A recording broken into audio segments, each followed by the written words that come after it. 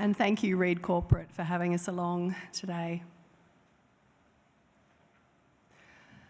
Warradah is a gold company. We've always been a gold company.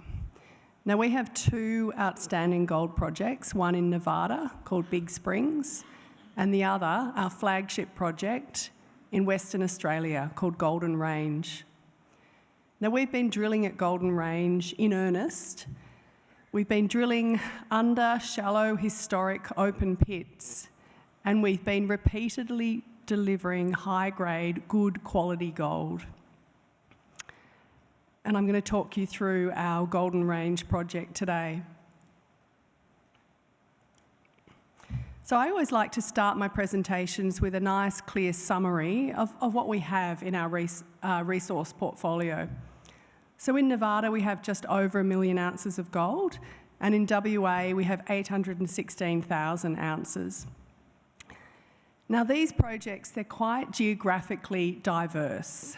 And by that, I mean WA is flat and hot, and your general hazards driving around are emus and kangaroos. In Nevada, it's hilly, often covered in snow. You've got mountain lions and an annual hunting season. It's a very different, they are geographically diverse, but also culturally. But there are a few key similarities that I think are very important to define a good gold project. So they, pardon me, they both have existing resources with at least 50% in the higher confidence measured and indicated category. They're both on permitted mining leases in world-class gold districts, both surrounded by or immediately alongside long-life gold mines, both underexplored with clear and immediate growth opportunities. So let me talk you through WA. So where is our Golden Range project? Well, it's up in the mighty Murchison of WA. The Murchison is the home to Westgold, Ramelius, Red 5, Silver Lake, Spartan, 29Metals, and of course, Warradah Resources. So we are surrounded by long-life, deep-tapping gold and base metal mines. Mines that started their life looking just like us. Mines, many of which have hungry mills to feed. In fact, there are about 7 processing plants within a crude trucking distance of our project. Actually 8 if you include tungsten mining. So it's an excellent neighbourhood.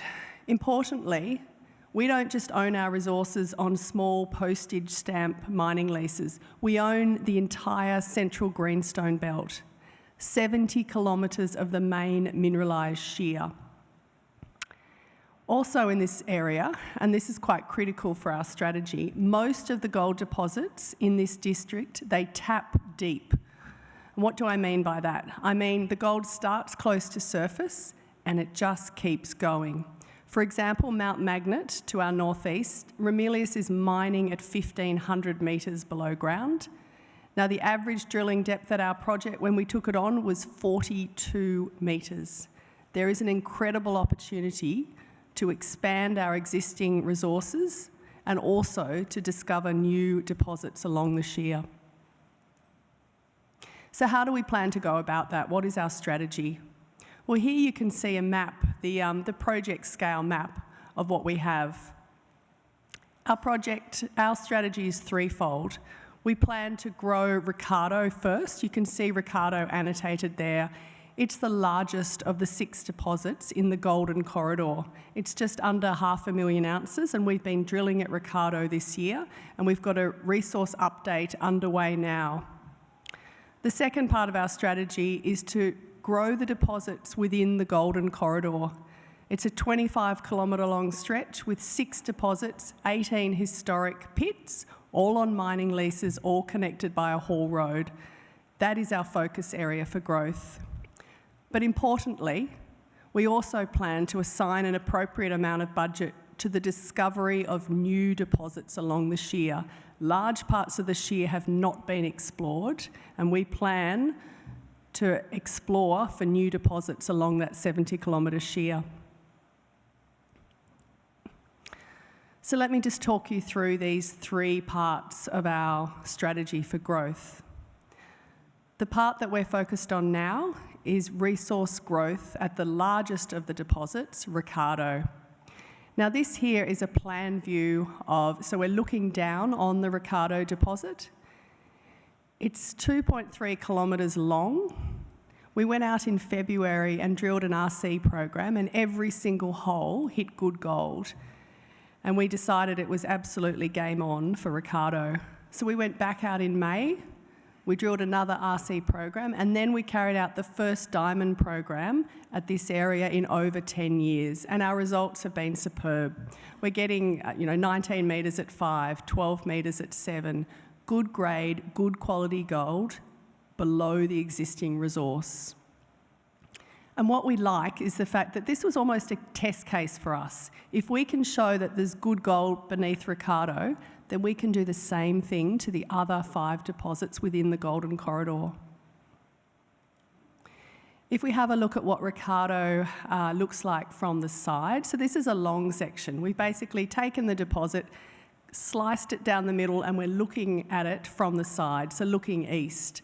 And there's just a few points I'd like to make. See that grey dashed line? That is the base of the current JORC resource. And you can see that in areas, we've got the coloured dots and contours below that dashed line. So we've expanded the resource, in particular at Ardmore and Silverstone. But importantly, we've improved the quality of the high-grade shoots. There were quite a few gaps in the high-grade part of this resource. We drilled holes into those gaps and filled them in with high-grade material. For example, 8 metres at 11.5. So we've got a better quality high-grade shoot, both at Ardmore and Silverstone, and a more continuous resource.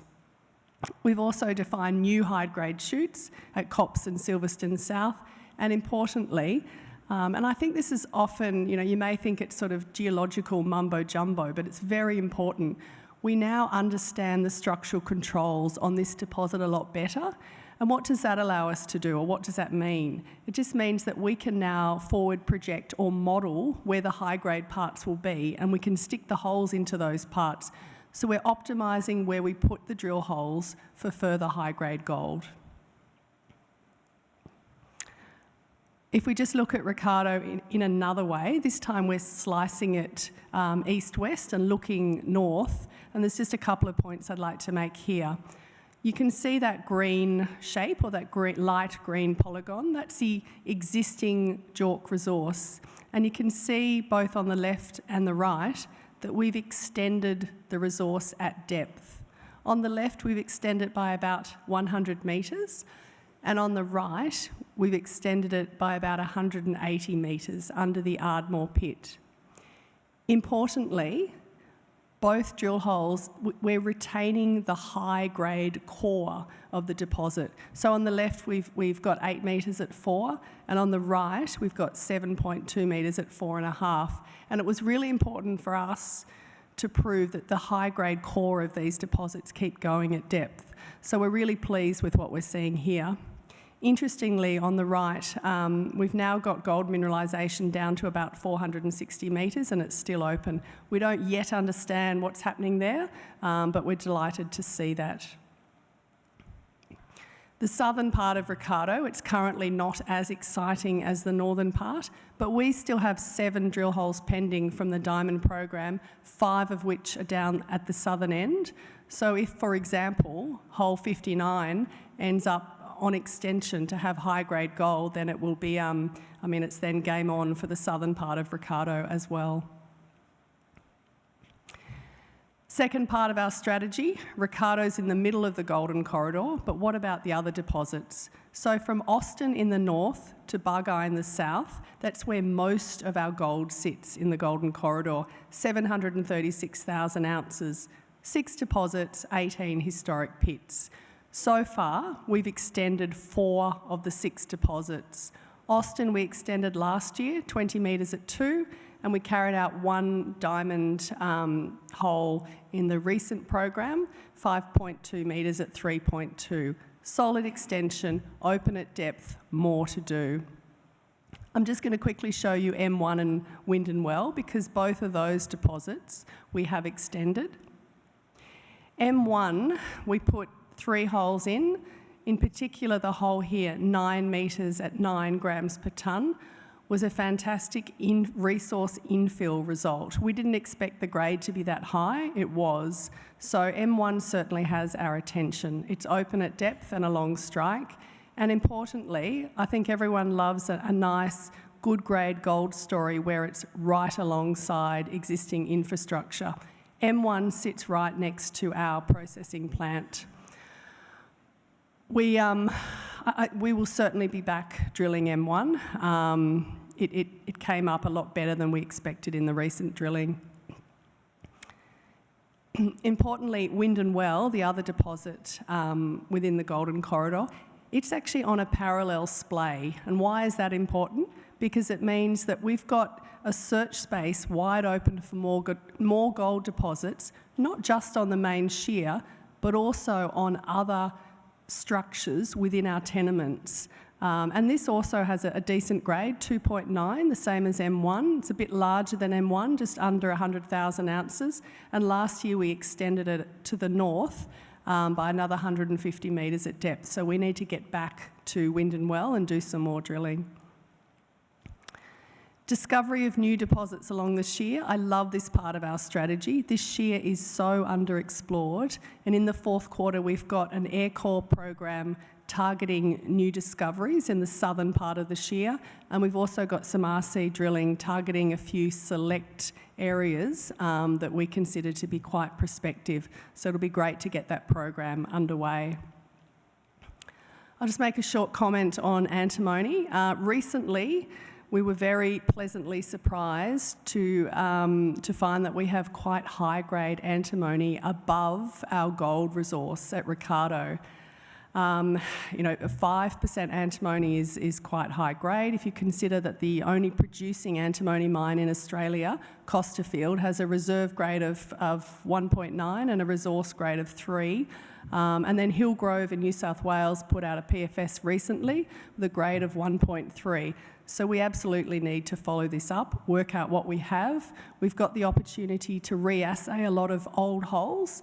So currently, we don't understand the scale of this. We consider it to be a very potentially an important opportunity, and we'll do what we can to progress the story.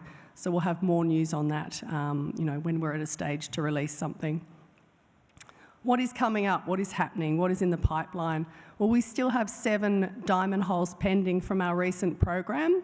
We have the antimony story that we will progress. We've got network coming in, leading into the resource update for Ricciardo. We've got an air core program and a further RC program happening in October and November. And we need all that done, dusted results in and everything back before anyone goes on Christmas break. So there's a lot happening at Warriedar. We have a second project in WA that I'd love to talk to you about at the booth, if you'd care to come to our booth. And likewise, Nevada, no time to talk about it, but 17 metres at 26, 18 metres at 33. It's a fantastic high-grade project.